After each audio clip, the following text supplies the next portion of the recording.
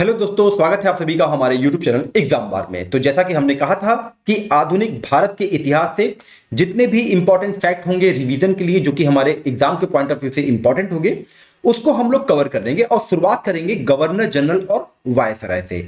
इनके कार्यकाल में जितने भी गवर्नर जनरल और वायसराय थे, उनके कार्यकाल में जितनी भी महत्वपूर्ण घटनाएं घटित हुई थी, उसको हम लोग आज इस वीडियो में देखेंगे। साथ ही बता दें, इसमें हम लोग केवल गवर्नर जनरल और वायसराय के बारे में ही बात करेंगे, लेकिन अगर कोई उनके बीच में जो है आयोग आता है, युद्ध आता है या फिर कोई संधि आती है, उसको लेकर एक अलग कंटेंट तैयार किया जाएगा, उसका एक अलग वीडियो बनेगा। इसके लिए आप निश्चिंत रहिएगा, वहां पे हम लोग उसके बारे में तब हम डिटेल में बात करेंगे। जितने भी अधिनियम हैं, आयोग है, जितने भी विद्रोह हुए हैं, उन सबका एक अलग कंटेंट आएगा। ठीक है, तो यहां पे हम लोग बात करेंगे गवर्नर जनरल से। शुरुआत करते हैं और सबसे पहले नंबर आता है वॉरेन हेस्टिंग का। ये पहले गवर्नर जनरल थे और इनका कार्यकाल था 1773 से 85 के बीच में।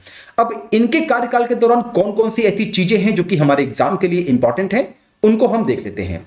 1773 में रेगुलेटिंग एक्ट पारित किया गया था, कई बार एग्जाम में आया है, ये आप ध्यान रखेंगे। 1781 का अधिनियम इनके कार्यकाल में पारित हुआ था, वॉरेन हेस्टिंग के कार्यकाल में।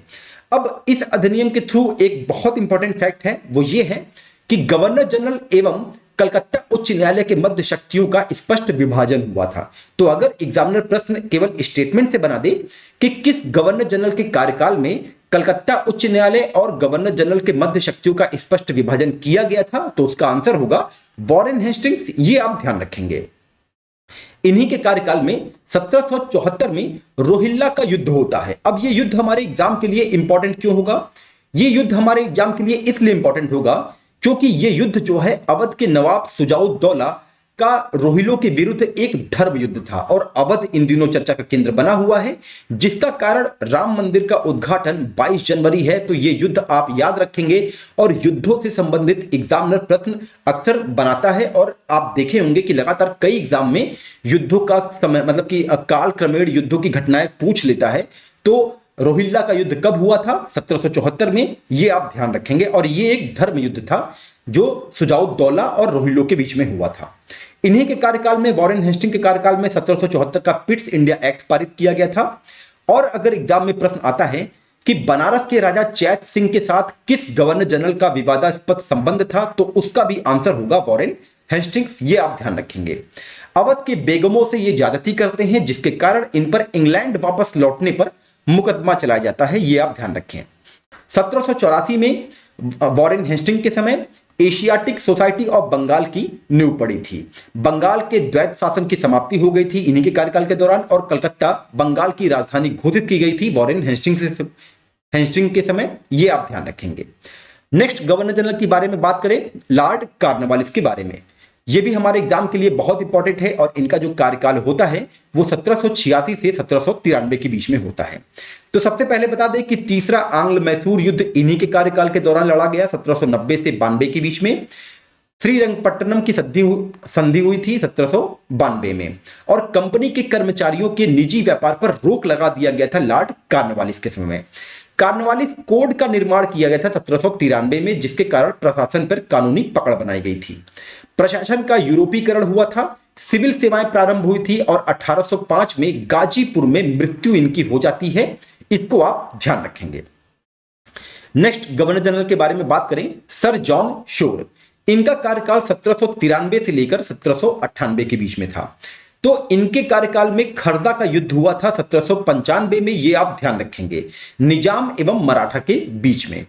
अवध के उत्तराधिकार में इन्होंने हस्तक्षेप किया था, ये बहुत ही इंपॉर्टेंट फैक्ट है, ये आप ध्यान रखेंगे।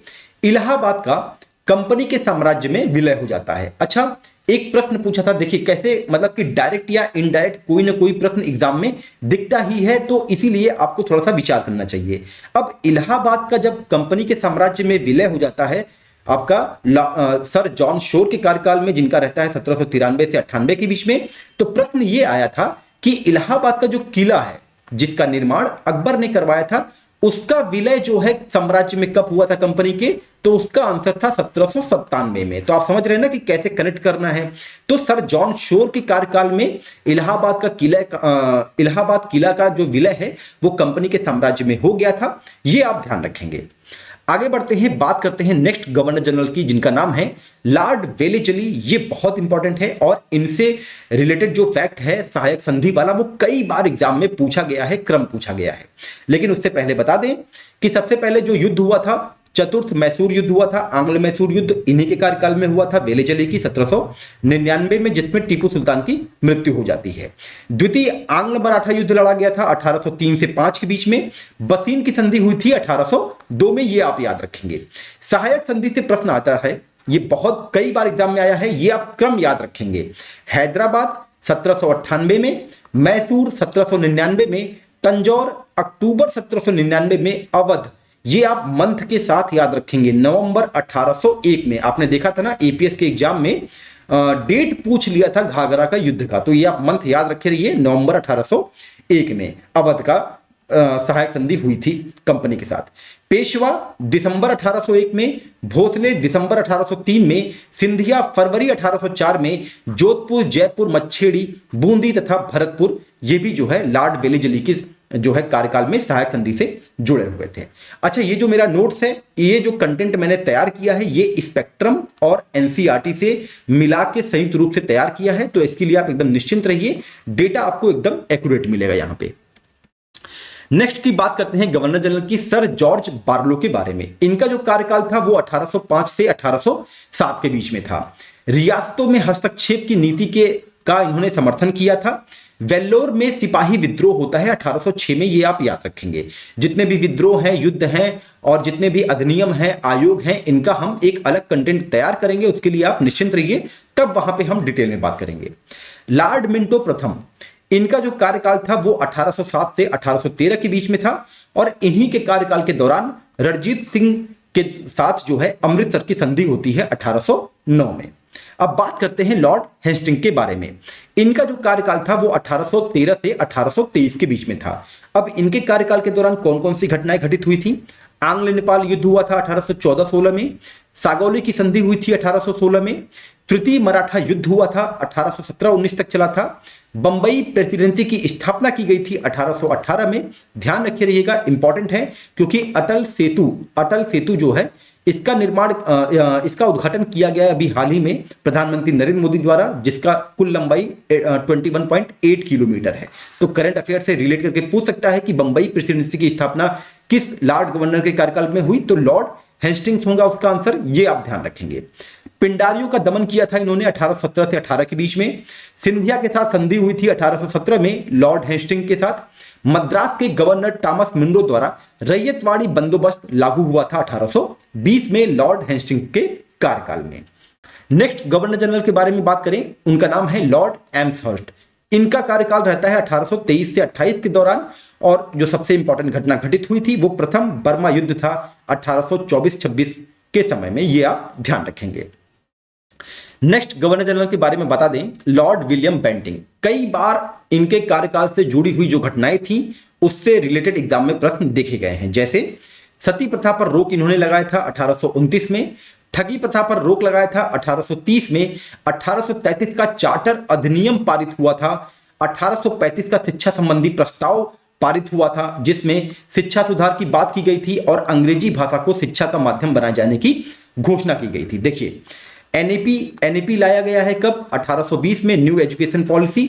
अब न्यू एजुकेशन पॉलिसी जब आपके करंट अफेयर में बन रहा है तो शिक्षा से संबंधित जितने भी आयोग का गठन हुआ था आपके हिस्ट्री के पॉइंट ऑफ व्यू से आप उसको कवर करेंगे और उसका मैं एक अलग कंटेंट तैयार कर रहा हूं, वो जल्दी आप लोग के साथ शेयर करूंगा। तो आप ये ध्यान रखेंगे कि 1835 में जो शिक्षा संबंधी प्रस्ताव आया था उसी के माध्यम से अंग्रेजी भाषा को शिक्षा का माध्यम बनाए जाने की घोषणा की गई थी लॉर्ड विलियम बेंटिंग के कार्यकाल में, यह भी आप ध्यान रखेंगे। रणजीत सिंह के साथ निरंतर मित्रता की संधि कौन किया था? लॉर्ड विलियम बेंटिंग, जिनका कार्यकाल 1828 से 35 तक था। तो ये सारी इंपॉर्टेंट घटनाएं थी जो कि इनके कार्यकाल के दौरान घटी, इसको आप ध्यान रखेंगे। नेक्स्ट गवर्नर जनरल के बारे में बता दें, लॉर्ड मैडकॉफ। इनका जो कार्यकाल था वो 1835 से 36 के बीच में था। 1835 में प्रेस एक्ट पारित हुआ था जिसके द्वारा समाचार पत्रों पर लगाई गई पाबंदियां हटा दी गई थी। ये एक महत्वपूर्ण घटना घटित हुई थी लॉर्ड मैडकॉफ के दौरान, ये आप ध्यान रखेंगे। लॉर्ड ऑकलैंड, इनका जो कार्यकाल था वो 1836 से 42 के बीच में था। प्रथम अफगान युद्ध लड़ा गया था इनके कार्यकाल के दौरान 1838 से 42 के बीच में, ये आप ध्यान रखेंगे। लॉर्ड एलनबरो, इनका जो कार्यकाल था वो 1842 से 44 के बीच में था और इन्हीं के कार्यकाल के दौरान सिंध का विलय जो है कंपनी में हो जाता है। कब? 1843 में। अब बात करते हैं लॉर्ड हार्डिंग प्रथम का। तो लॉर्ड हार्डिंग प्रथम के समय जो इंपॉर्टेंट घटना घटित हुई थी वो ये थी, प्रथम आंग्ल सिख युद्ध होता है। कब होता है? 1846 में। लाहौर की संधि होती है 1846 में। नरबली प्रथा और बालिका हत्या पर प्रतिबंध लगा देते हैं लॉर्ड हार्डिंग प्रथम। ये कई बार एग्जाम में आया है, ये फैक्ट आप ध्यान रखेंगे। नरबली प्रथा और बालिका हत्या पर प्रतिबंध किसने लगाया? लॉर्ड हार्डिंग प्रथम ने लगाया था। अब बात करते हैं लॉर्ड डलहौजी की, और बहुत ही इंपॉर्टेंट होते हैं ये गवर्नर जनरल हमारे एग्जाम के लिए, और कई बार इनके कार्यकाल के दौरान जो घटनाएं घटित हुई थी उससे संबंधित प्रश्न एग्जाम में देखे गए हैं। तो सबसे पहले डॉक्ट्रिन ऑफ लैप्स, जिसे हम व्यपगत का सिद्धांत बोलते हैं, उसके बारे में बता दें। और ये एकदम मतलब इसका क्रम पूछा जाता है एग्जाम में, इसको आप याद रखेंगे। व्यपगत का सिद्धांत इन्होंने लागू किया था और जिसके माध्यम से सतारा को 1848 में, जैतपुर संभल को 1849 में, उदयपुर को 1852 में, झांसी को 1853, नागपुर को 1854 और अवध को 1856 में ये कंपनी साम्राज्य में मिला लेते हैं। तो आपको झांसी और अवध ये तो एकदम याद होना चाहिए। और शुरुआत किससे हुई थी? सतारा से 1848 में, इसको आप ध्यान रखेंगे। नेक्स्ट जो लॉर्ड डलहौजी के कार्यकाल में मतलब कि जो इंपॉर्टेंट फैक्ट है वो ये है, वुड का शिक्षा संबंधी डिस्पैच लागू हुआ था। इसके माध्यम से स्थानीय भाषा के स्कूलों की स्थापना की गई थी, सरकारी कॉलेजों की भी स्थापना की गई थी। रेलवे में इनका कार्य बहुत ही सराहनीय है। पहली ट्रेन चलाई गई थी 1853 में बंबई और ठाणे के बीच में, और दूसरी 1854 में कलकत्ता और रानीगंज के बीच में। टेलीग्राफ और डाक सुधार ये किसके द्वारा किया गया था? लॉर्ड डलहौजी के द्वारा, ये भी आप ध्यान रखेंगे। इन्होंने प्रत्येक प्रांत में लोक निर्माण विभाग की स्थापना की थी।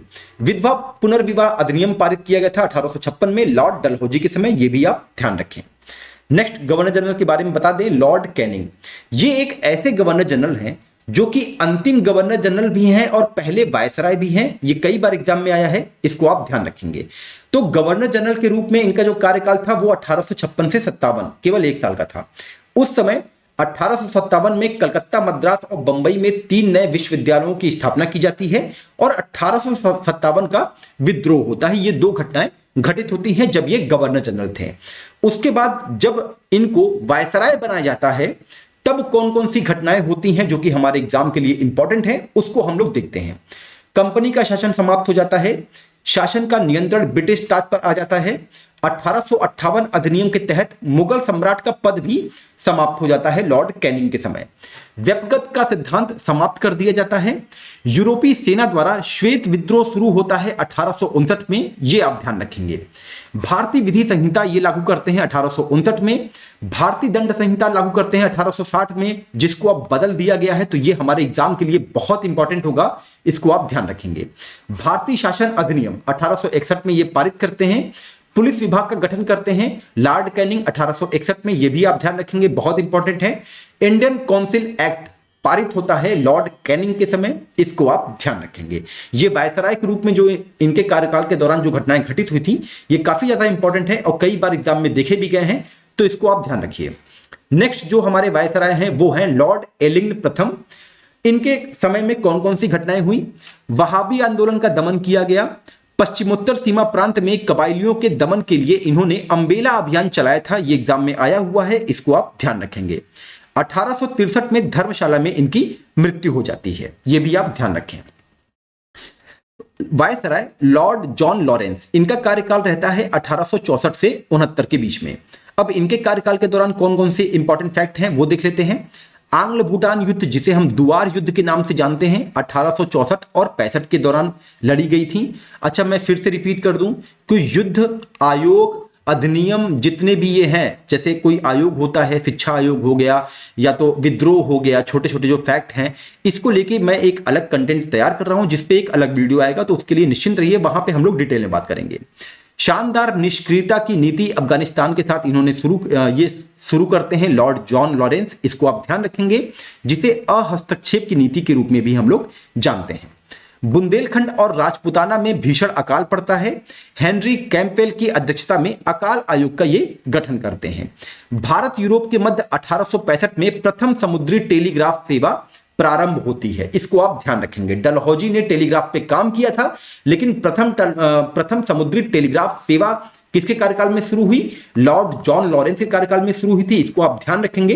एकदम क्रिस्टल क्लियर रहिएगा छोटे छोटे फैक्ट से, और वही एग्जामिनर चाहता है कि आप कंफ्यूज रहें।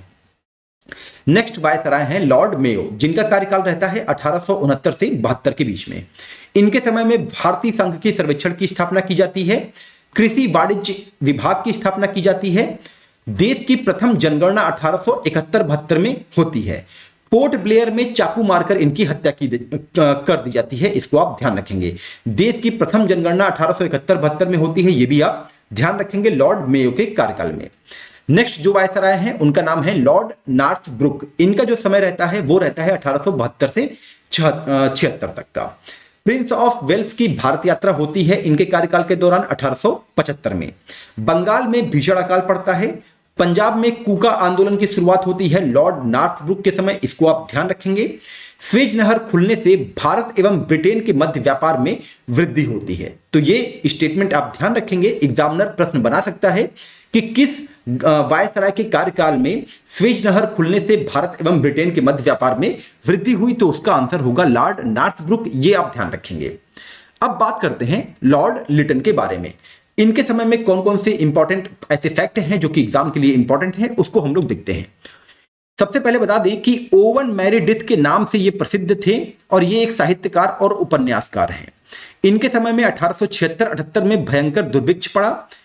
रिचर्ड स्ट्रैची की अध्यक्षता में अकाल आयोग का गठन होता है इनके कार्यकाल में 1878 में। राजकीय उपाधि अधिनियम 1876 पारित होता है, जिसके माध्यम से महारानी विक्टोरिया को केसरी हिंद की उपाधि दी जाती है। वार्नर कूलर प्रेस एक्ट इन्हीं के समय पारित होता है, लॉर्ड लिटन के समय, और पायनियर अखबार ने इस एक्ट का समर्थन किया था। यह आप ध्यान रखेंगे, एग्जाम में आया हुआ है, बहुत इंपॉर्टेंट फैक्ट है। भारतीय शस्त्र अधिनियम 1878 में पारित किया गया था लॉर्ड लिटन के कार्यकाल में। सिविल सेवा परीक्षा में प्रवेश की अधिकतम आयु 21 से घटाकर 19 वर्ष कर दिया गया था लॉर्ड लिटन के कार्यकाल में।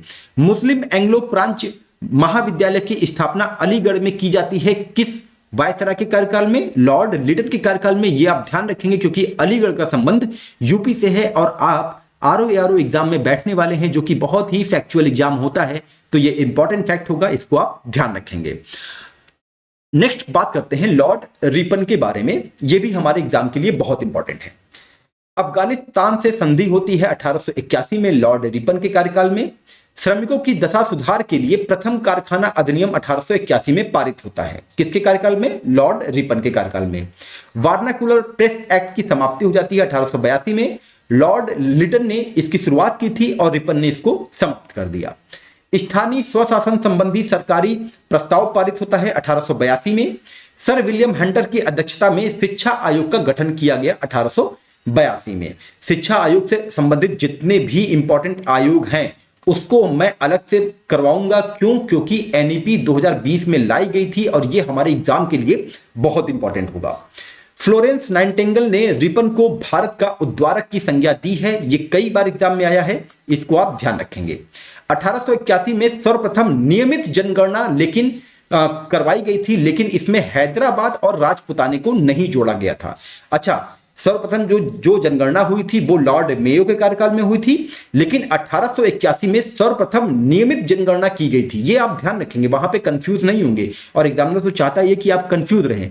तो पहली जनगणना जो हुई लॉर्ड मेयो के समय, लेकिन अगर प्रश्न आता है कि नियमित जनगणना, जैसा कि प्रश्न आया भी था, शायद 2023 पीसीएस में ही था, वो 1881 में लॉर्ड रिपन के कार्यकाल में हुई थी।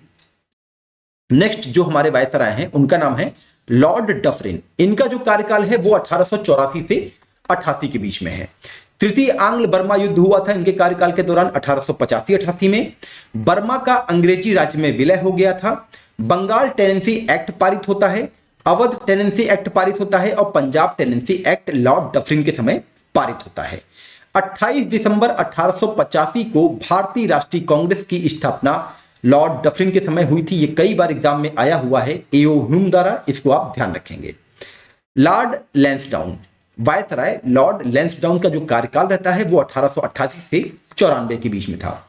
इनके समय में 1891 में दूसरा कारखाना अधिनियम पारित किया गया। भारतीय परिषद अधिनियम 1892 लाया गया था।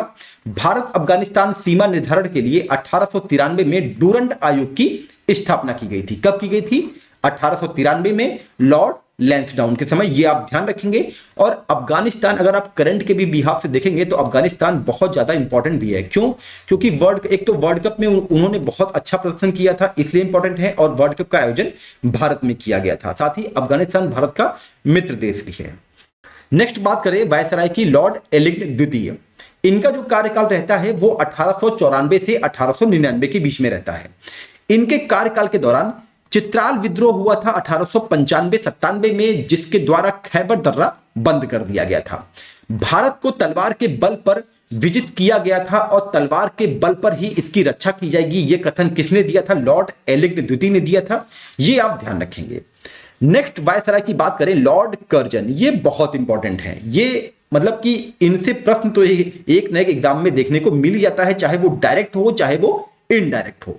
तो इनका जो कार्यकाल रहता है वो 1899 से 1905 के बीच में रहता है। अब क्या क्या इंपॉर्टेंट घटनाएं हुई थी इनके कार्यकाल के दौरान, उसको हम देख लेते हैं, जो भी इंपॉर्टेंट फैक्ट है।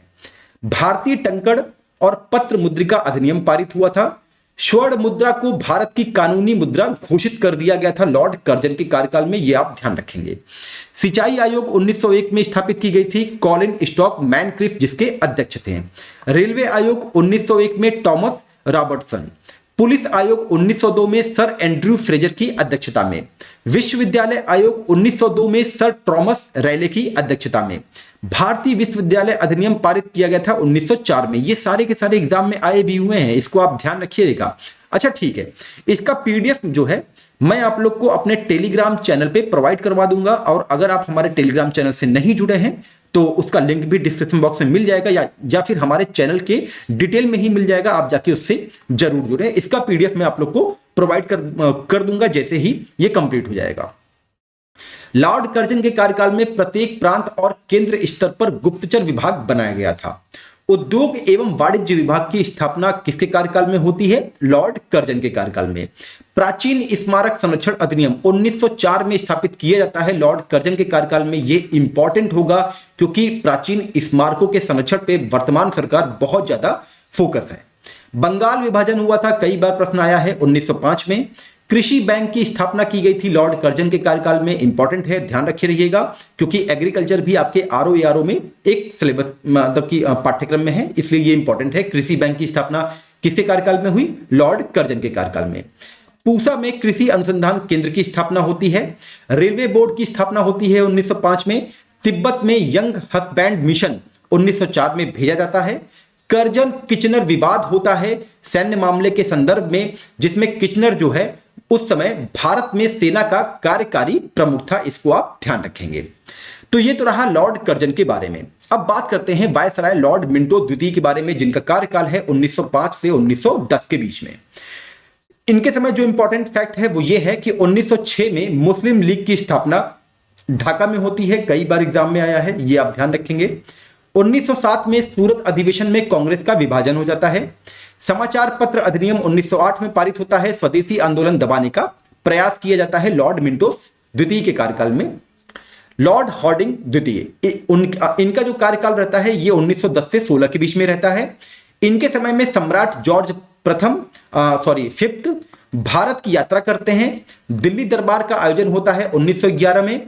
भारत की राजधानी कलकत्ता से दिल्ली हस्तांतरित कर दी जाती है 1911 में।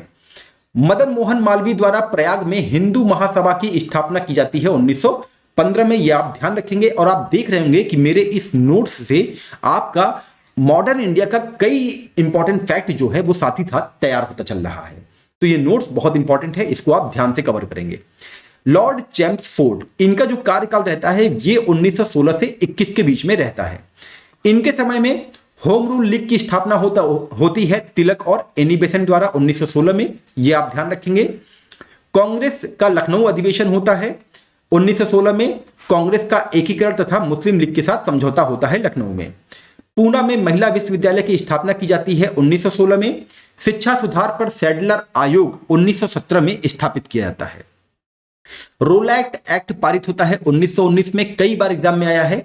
जलियांवाला बाग हत्याकांड 13 अप्रैल 1919, इसको आप ध्यान रखेंगे लॉर्ड चैम्सफोर्ड की जो है कार्यकाल में। एसपी सिन्हा बिहार के गवर्नर बनते हैं, ये प्रथम भारतीय रहते हैं जो कि बिहार के गवर्नर बनते हैं, एसपी सिन्हा। ये नाम आप ध्यान रखेंगे, एग्जाम में आया हुआ प्रश्न है। द्वितीय अफगान युद्ध होता है 1919 में। असहयोग एवं खिलाफत आंदोलन प्रारंभ होता है लॉर्ड चैम्सफोर्ड के कार्यकाल में, इसको भी आप ध्यान रखें।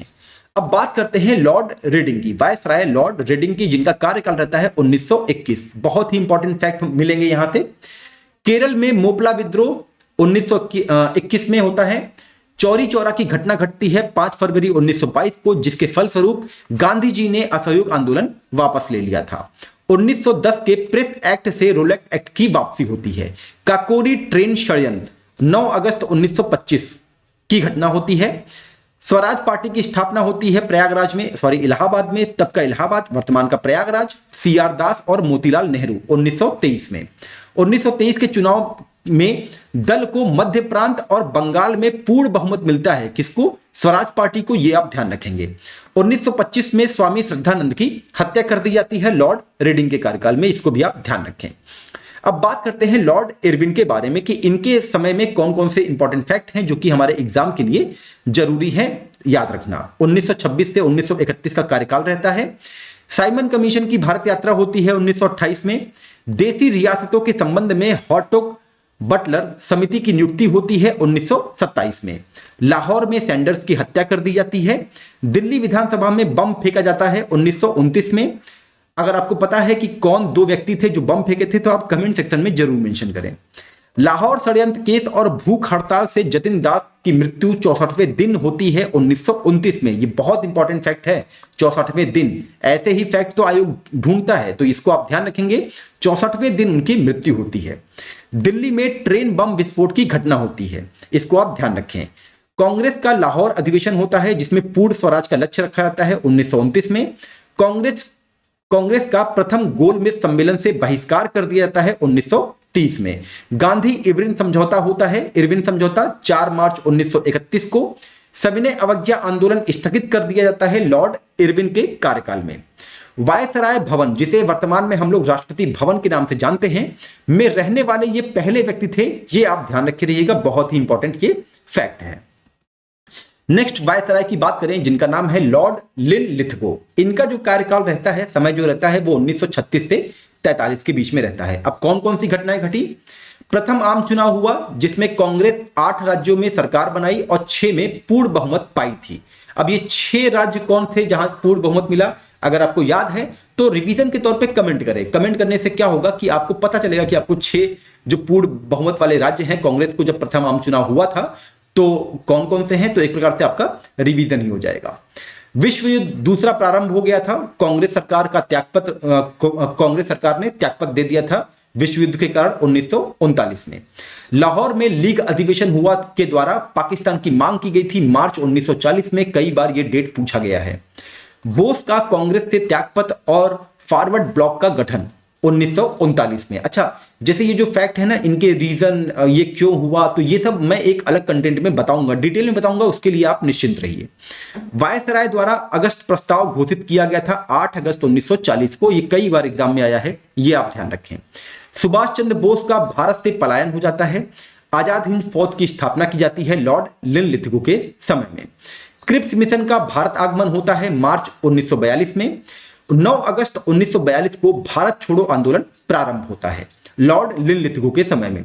मुस्लिम लीग के कराची अधिवेशन होता है मुस्लिम लीग का, जिसमें बांटो और जाओ का नारा 1944 में दिया जाता है।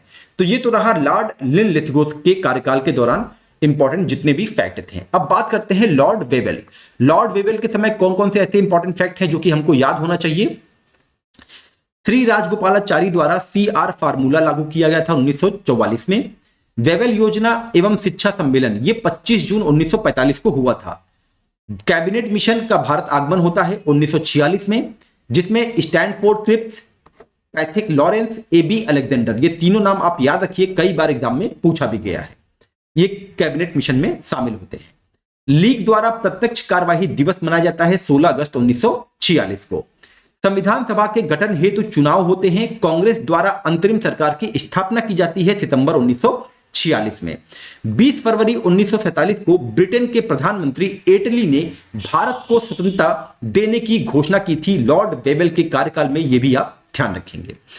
नेक्स्ट की बात करते हैं लॉर्ड माउंटबेटन के बारे में, जिनका कार्यकाल रहा 1947 से 48 के बीच में। 3 जून की योजना लॉर्ड माउंटबेटन के समय आई थी। पंजाब और बंगाल के विभाजन हेतु रेड क्लिफ आयोग का गठन किया गया था। भारत का विभाजन और पूर्ण स्वतंत्रता भारत को मिल जाती है और पाकिस्तान राष्ट्र की स्थापना होती है लॉर्ड माउंटबेटन के कार्यकाल में, यह आप ध्यान रखेंगे। अच्छा, एक चीज मैं और मेंशन कर दूं, ये जितने भी काल क्रमेण वाली घटनाएं हैं इसको भी मैं एक अलग उसमें करवाऊंगा पीडीएफ में, जो कि आप लोग को दे भी दूंगा। इसके लिए आपको हमारे टेलीग्राम चैनल से जुड़ना होगा, जिसका लिंक डिस्क्रिप्शन बॉक्स में मिल जाएगा। अब गवर्नर जनरल से कुछ इंपॉर्टेंट तथ्य हैं, फैक्ट हैं, उसको हम लोग देख लेते हैं। ये भी मतलब कई बार एग्जाम में पूछ लिया जाता है और आया भी है। स्वर्ग से उत्पन्न सेना नायक किसे कहा गया? रॉबर्ट क्लाइव को, ये आप ध्यान रखेंगे। ब्रिटिश संसद में महाभियोग का मुकदमा किसके खिलाफ चलाया गया था? वॉरेन हेस्टिंग के समय, इसको हमने बताया था। भारत की ग्राम व्यवस्था छोटे छोटे गणतंत्र है, ये किसने कहा? चार्ल्स मैडकॉफ ने कहा। राय बहादुर और खान बहादुर की उपाधियां किसने प्रारंभ की? लॉर्ड लिटन ने, इसको आप ध्यान रखे रहिएगा। भारतीय राष्ट्रवाद का उत्प्रेरक कौन था? Lord Curzon. कर्जन प्रशासन की तुलना औरंगजेब से किसने की थी? जी के घोसले ने, इसको आप ध्यान रखें। भारत का एकमात्र यहूदी वायसराय कौन था? लॉर्ड रीडिंग, इसको भी आप ध्यान रखेंगे, कई बार एग्जाम में पूछा भी गया है। एक कथन है कि अगर गांधी न होता तो यह दुनिया वाकई बहुत खूबसूरत होती, ये किसने बोला था? लॉर्ड विलिंगटन ने बोला था, ये आप ध्यान रखेंगे, एग्जाम के पॉइंट ऑफ व्यू से इंपॉर्टेंट होगा। गांधी जी के आंदोलन को राजनीतिक फिरौती किसने कहा? लॉर्ड लिथगो ने कहा, इसको आप ध्यान रखेंगे। और गांधी जी को वन मैन बाउंड्री फोर्स किसने कहा था? माउंटबेटन ने कहा था, इसको भी आप ध्यान रखें। तो ये तो रहा पूरा सिर्फ गवर्नर जनरल और वायसराय से रिलेटेड इंपॉर्टेंट फैक्ट, उनके कार्यकाल में जितने भी इंपॉर्टेंट घटनाएं हुई थी जो कि हमारे एग्जाम के लिए इंपॉर्टेंट है, उसके बारे में। साथ ही बता दें कि जितने भी युद्ध हुए हैं आधुनिक भारत में, जितने भी आयोग बने हैं, साथ ही जितने भी विद्रोह हुए हैं, और जितने भी मतलब कि जो ये काल क्रमेण वाली क्रम पूछता है, चाहे वो 1940 के बाद के हों, चाहे वो 1900 वाले हों, तो इसको हम एक अलग कंटेंट तैयार कर रहे हैं, वो आप लोग को मिल जाएगा, उसके लिए निश्चिंत रहिए। इसका पीडीएफ हमारे टेलीग्राम चैनल पे आप लोग को मिल जाएगा। अगर आप नहीं जुड़े हैं तो आप टेलीग्राम चैनल से जरूर जुड़ें, उसका लिंक डिस्क्रिप्शन बॉक्स में मैं दे दूंगा। और साथ ही बता दें कि यूपी स्पेशल का हमारा सीरीज चल रहा है, उसको हम लोग मैप के थ्रू लेके चल रहे हैं, जो कि हमारे एग्जाम के लिए बहुत इंपॉर्टेंट होगा।